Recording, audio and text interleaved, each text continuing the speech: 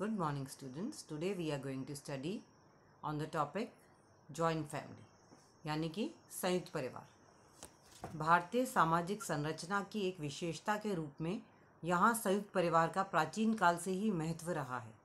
संयुक्त परिवार ऐसे परिवार हैं जिनमें कई पीढ़ी के लोग एक साथ निवास करते हैं अथवा एक ही पीढ़ी के सभी भाई अपनी पत्नियों, विवाहित बच्चों तथा अन्य संबंधियों के साथ सामूहिक रूप से निवास करते हैं, जिनकी संपत्ति सामूहिक होती है। परिवार के सभी सदस्य भोजन, उत्सव, त्यौहार और पूजन में सामूहिक रूप से भाग लेते हैं और परस्पर अधिकारों और कर्तव्यों से बंधे होते हैं।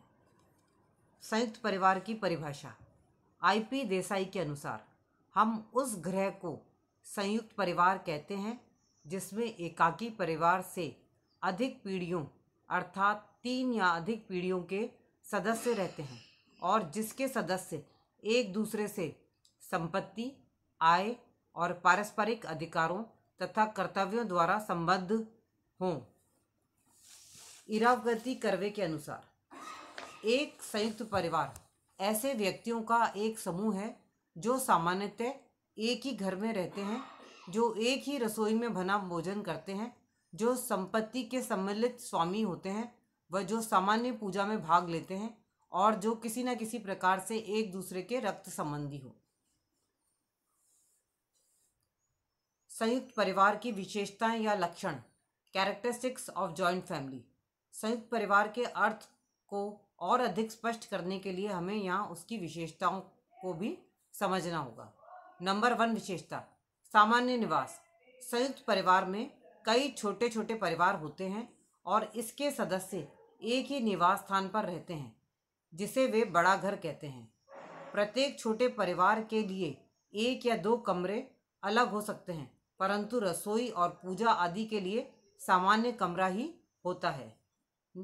नेक्स्ट विशेषता सामान्य रसोई घर। संयुक्त परिवार के सभी सदस्य एक ही रसोई घर में बना भोजन करते हैं। नेक्स्ट सामान्य संपत्ति। संयुक्त परिवार के सभी सदस्यों की एक सामान्य संपत्ति होती है जिसमें सभी पुरुष जो एक पूर्वज के वंशज होते हैं हिस्सेदार होते हैं। सामान्य पूजा या धार्मिक कर्तव्य। हिंदुओं में परमेश्वर के अनेक रूप माने गए हैं। प्रत्येक परिवार का कोई ना कोई देवी देवता होता है। हिंदुओं में धर्म एक महत्वपूर्ण तथ्य है। जीवन की सभी महत्वपूर्ण घटनाएं धार्मिक कार्यों से ही प्रारंभ होती है। धार्मिक कार्य पैतृक संपत्ति में उत्तराधिकार की दृष्टि से भी महत्वपूर्ण है। 5th रक्त संबंध से संबंधित। परिवार के सभी सदस्य परस्पर रक्त संबंधी होते हैं, किंतु पत्नियां विवाह संबंधी होती हैं। एक संयुक्त परिवार में 3 या अधिक पीढ़ी के लोग सामूहिक रूप से निवास करते हैं। नेक्स्ट बड़ा आकार। एक संयुक्त परिवार में कई छोटे छोटे परिवार होते हैं तथा 3 या अधिक पीढ़ियों के लोग साथ साथ रहते हैं, अतः इसका आकार नाभिक अर्थात एकाकी से बड़ा होता है। कभी कभी तो इसके सदस्यों की संख्या 50 से 60 तक हो जाती है। नेक्स्ट अधिकार और दायित्व। परिवार में छोटा व्यक्ति बड़ों के प्रति अपने कर्तव्यों का पालन करता है तो बड़ा अपने अधिकारों का प्रयोग करता है। अगली विशेषता सामान्य सामाजिक प्रकार्य। नेक्स्ट परिवार का मुखिया। संयुक्त परिवार में कर्ता का मुख्य स्थान है। हिंदुओं में वह परिवार का वयोवृद्ध पुरुष होता है। वही विवाह, उत्सव, संपत्ति तथा घर के महत्वपूर्ण एवं भारी कार्यों का निर्धारण करता है। नेक्स्ट विशेषता संयोगी व्यवस्था। संयुक्त परिवार पारस्परिक सहयोग पर निर्भर है। इसके अभाव में सदस्यों का विभाजन हो जाता है। नेक्स्ट सदस्यों में एक निश्चित संचरण। संयुक्त परिवार में सदस्यों को विभिन्न पद और अधिकार प्राप्त होते हैं। इन पदों में संचरण पाया जाता है। इस संचरण में सर्वोच्च स्थान कर्ता अर्थात मुखिया का होता है और उसके बाद कर्ता की पत्नी, फिर क्रमशः कर्ता के भाई, कर्ता के सबसे बड़े पुत्र, छोटे पुत्र पुत्रियों, पत्नियों आदि का होता है। तुलनात्मक स्थायित्व। संयुक्त परिवार अन्य परिवारों की तुलना में अधिक स्थायी होता है क्योंकि इसकी सदस्य संख्या अधिक होती है, अतः कुछ सदस्यों के अलग हो जाने तथा मर जाने पर भी परिवार में स्थायित्व बना रहता है।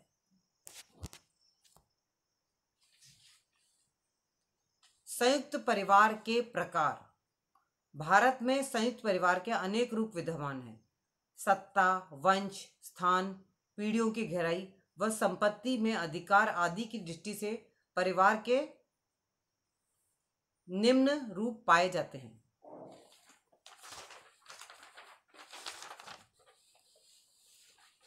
नंबर 1, सत्ता, वंश एवं स्थान के आधार पर पितृसत्तात्मक परिवार। सत्ता के आधार पर पितृसत्तात्मक परिवार और मातृसत्तात्मक परिवार। इसी तरह से वंश के आधार पर पितृवंशी परिवार होते हैं और मातृवंशी परिवार। स्थान के आधार पर पितृस्थानीय परिवार एवं मातृस्थानीय परिवार। इसी तरह से पीढ़ियों की गहराई के आधार पर भी संयुक्त परिवार होते हैं। पहला है संयुक्त परिवार का उद्दग्र यानी कि वर्टिकल प्रारूप। इस प्रकार के संयुक्त परिवार में एक ही वंश के कम से कम 3 पीढ़ियों के लोग एक साथ निवास करते हैं, जैसे दादा, पिता, अविवाहित पुत्री और पुत्र। फिर नेक्स्ट है संयुक्त परिवार का क्षैतिज प्रारूप यानी कि हॉरिजॉन्टल प्रारूप। इस प्रकार के परिवारों में भाई का संबंध अधिक महत्वपूर्ण है, अर्थात ऐसे परिवारों में 2 से अधिक भाइयों के एकाकी परिवार एक साथ निवास करते हैं।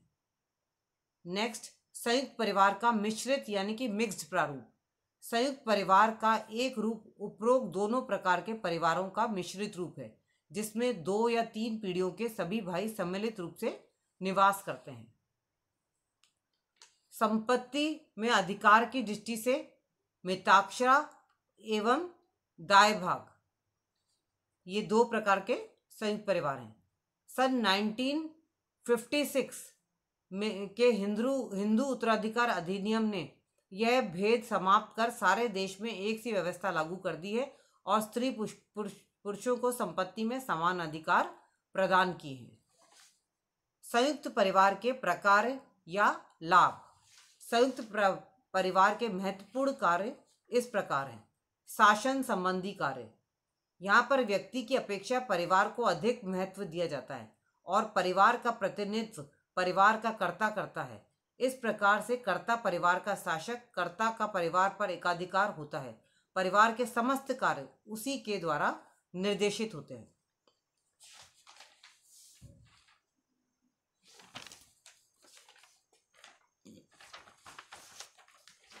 फिर है धार्मिक कार्य। प्रत्येक परिवार की अपनी कुल देवी या देवता होता है और उसके गुरु अथवा पुरोहित होते हैं। इस प्रकार अध्यात्मवाद को प्रोत्साहन मिलता है। धार्मिक अनुष्ठानों की पूर्ति तथा त्योहारों व धार्मिक उत्सवों को मनाने हेतु सभी सदस्यों का सम्मिलित होता है। नेक्स्ट है मार्गदर्शन। परिवार में वयोवृद्ध व्यक्तियों का विशेष स्थान होता है। वे अपने अनुभवों के आधार पर भावी पीढ़ी को निर्देशित करते हैं। मनोरंजन। संयुक्त परिवार में सदस्यों की अधिकता के कारण यह मनोरंजन की पर्याप्त स्थली है। सारे समय परिवार में मनोरंजन का वातावरण व चहल पहल बनी रहती है। बच्चों के लालन पालन में योगदान। संयुक्त परिवार बच्चों के लालन पालन हेतु एक उचित स्थान है। संयुक्त परिवार में वयोवृद्ध स्त्री पुरुष बच्चों की देखरेख में सहयोग प्रदान करते हैं तथा उनके सामाजिकरण एवं प्रशिक्षण में योग देते हैं। धन का उचित उपयोग। संयुक्त परिवार में एक सामान्य कोष होता है। सामान्य कोष में से ही सदस्यों की आवश्यकता के अनुसार चाहे कोई सदस्य कमाता हो अथवा नहीं, धन खर्च किया जाता है। कर्ता के नियंत्रण के द्वारा अनावश्यक खर्चों से बचा जाता है। संपत्ति के विभाजन से बचाव। संयुक्त परिवार में चूंकि सभी सदस्य सम्मिलित होते हैं, इसलिए वहां संपत्ति के विभाजन का प्रश्न नहीं उठता।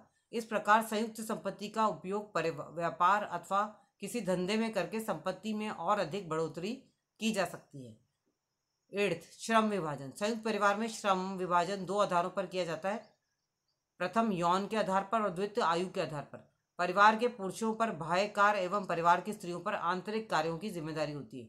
परिवार के सभी सदस्य अपनी योग्यता एवं क्षमता के अनुसार कोई ना कोई कार्य अवश्य ही करते हैं। फिर है संस्कृति की रक्षा। संयुक्त परिवार में ही वे प्रेरक शक्तियां विद्यमान हैं जो व्यक्ति को प्राचीन प्रथाओं एवं परंपराओं, रूढ़ियों तथा सामाजिक मान्यताओं के अनुसार आचरण करने को प्रेरित करती हैं। सांस्कृतिक विशेषताओं को ज्यों का ज्यों भावी पीढ़ी को हस्तांतरित कर संस्कृति की स्थिरता बनाए रखने में अपना विशेष योग दिया है। नेक्स्ट है अनुशासन एवं नियंत्रण। संयुक्त परिवार में कर्ता का प्रमुख स्थान है। परिवार के समस्त कार्य उसी के द्वारा निर्देशित होते हैं, अतः परिवार के सभी सदस्य उसके नियंत्रण में रहते हैं और इस प्रकार परिवार में अनुशासन भी बना रहता है। राष्ट्रीय एकता एवं देश सेवा। संयुक्त परिवार की संरचना ही कुछ इस प्रकार की है कि व्यक्ति उसमें स्वतः ही त्याग, प्रेम, सहानुभूति, संयोग आदि सीखता है। इन भावनाओं के कारण राष्ट्रीय एकता को बल मिलता है। नेक्स्ट, सामाजिक सुरक्षा। संयुक्त परिवार व्यक्ति को सामाजिक सुरक्षा प्रदान करता है। भारत में हिंदुओं में बाल विवाह के प्रचलन के कारण जब तक वर वधू आत्मनिर्भर नहीं होते तब तक उनका भरण पोषण संयुक्त परिवार द्वारा ही किया जाता है। संयुक्त परिवार अनाथों, वृद्धों, विधवाओं और परित्यक्ताओं की एक उत्तम शरण स्थली है जो उन्हें उचित सामाजिक सुरक्षा प्रदान करता है। संकटकालीन परिस्थितियों में परिवार के सदस्यों की देखरेख व भरण पोषण का कार्य करना संयुक्त परिवार का नैतिक दायित्व है। इस प्रकार हम देख सकते हैं कि संयुक्त परिवार अपने आप में एक ऐसा समुदाय है जो एक व्यक्ति की सभी भौतिक, सामाजिक एवं सांस्कृतिक आवश्यकताओं की पूर्ति करता है। Thank you.